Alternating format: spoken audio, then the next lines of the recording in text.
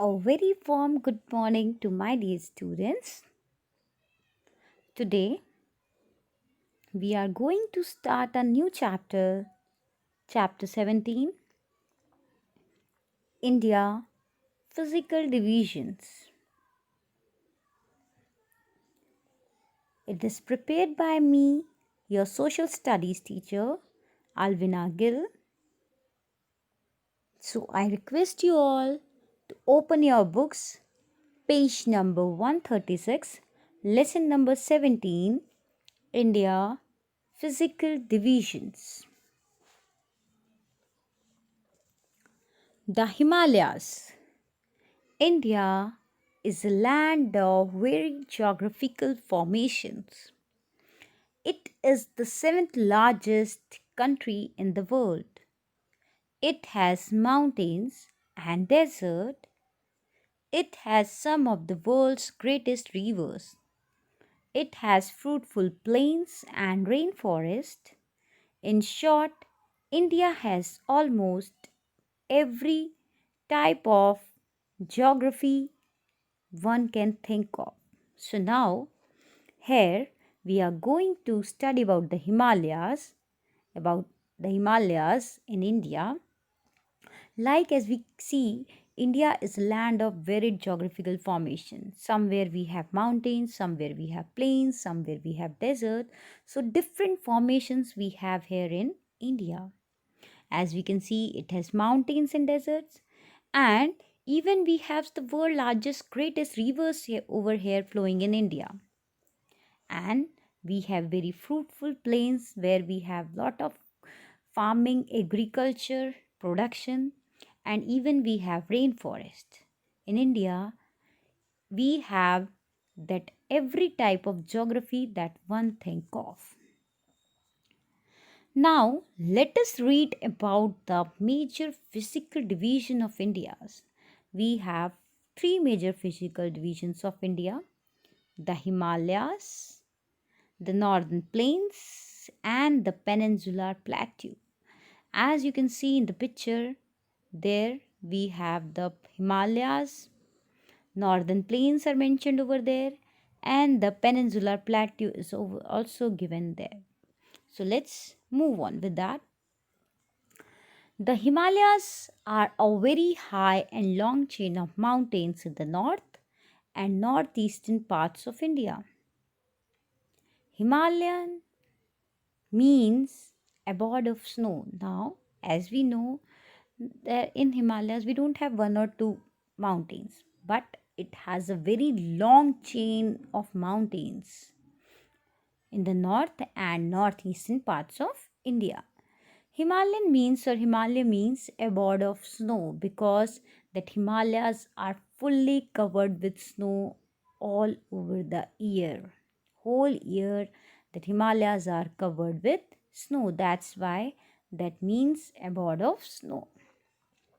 These mountain ranges are shaped like an arc and extend from Jammu and Kashmir to Arunachal Pradesh. Now, the shape of these mountains are like an arc as you draw with using your compass, an arc.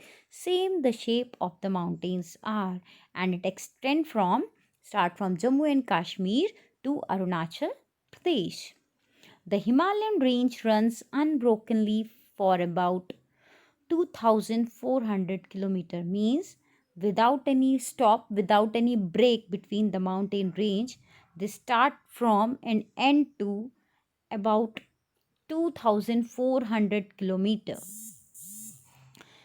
Its width varies from 400 kilometer in the west to 150 kilometer in the east, and its width matlab chodai, it varies from 400 kilometer in the west and 150 kilometer in the east.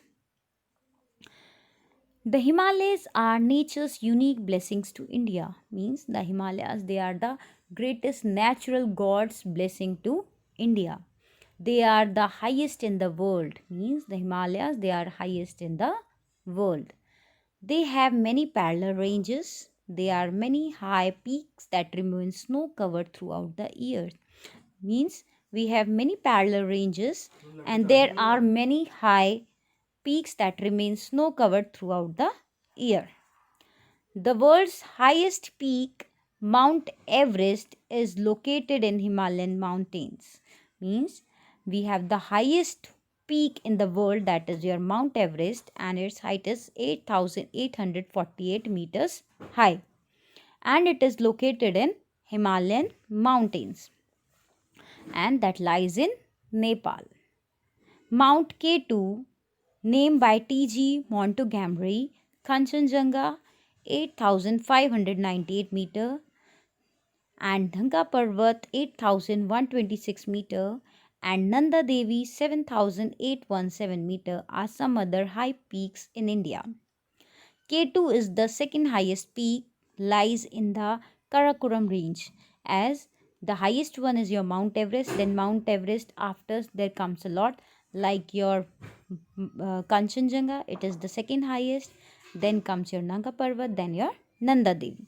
So we have many other high peaks in India. First one is your Mount Everest, and second one is your Kanchenjunga, and that is your in Karakoram range. These high mountains have always challenged and attracted men and women. Many of them had tried to reach the top of these mountains and were successful. Tenzing Norgay of India and Edmund Hillary of New Zealand reached the top of the Mount Everest in 1953. Bachendri Pal was the first Indian woman to climb this peak in 1984.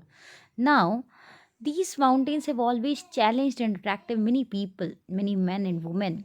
They tried to reach at their tops, but they were also successful.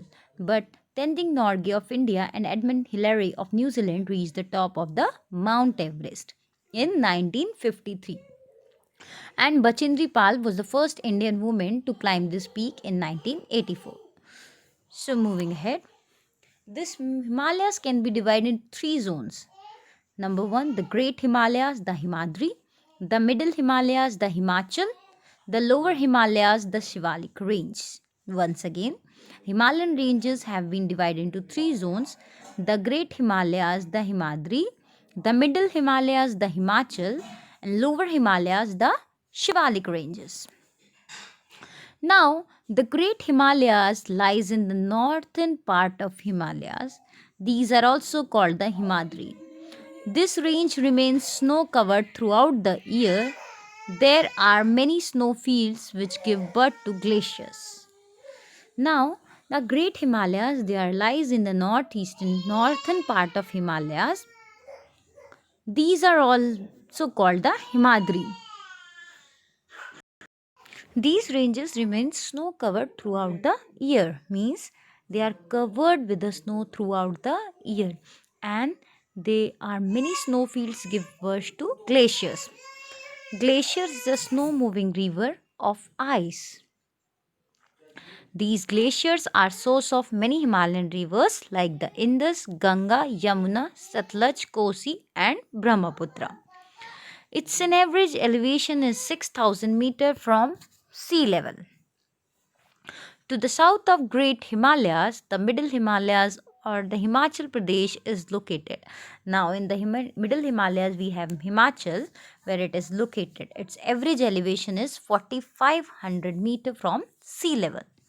There are many low areas called valleys in these mountains. Rivers flow through these valleys. Orchards of plums and apples are common in these valleys. As we see in Himachal, there is lot of these plums and apples grown over there in these valleys. The slopes of the Himachal have many beautiful hill stations like Shimla, Mussoorie, Ranikhet and Nainital. And in these slopes of Himachal we have many hill stations like you might have visited also there, like Shimla, Mussoorie, Ranikhet and Nainital.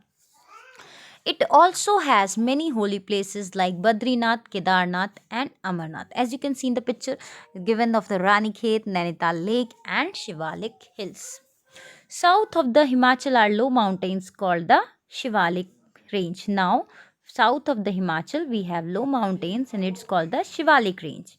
The slope of these hills are covered with a thick and valuable forest that provides shelter to different types of wild animals. Now, these hills are covered with thick and valuable forest where lot of different types of wild animals live.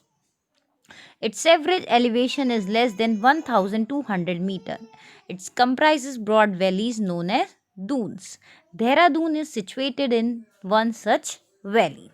Now, importance of the Himalayas. What is the importance of the Himalayas? We will see here. Himalayas are very useful for our country in many ways.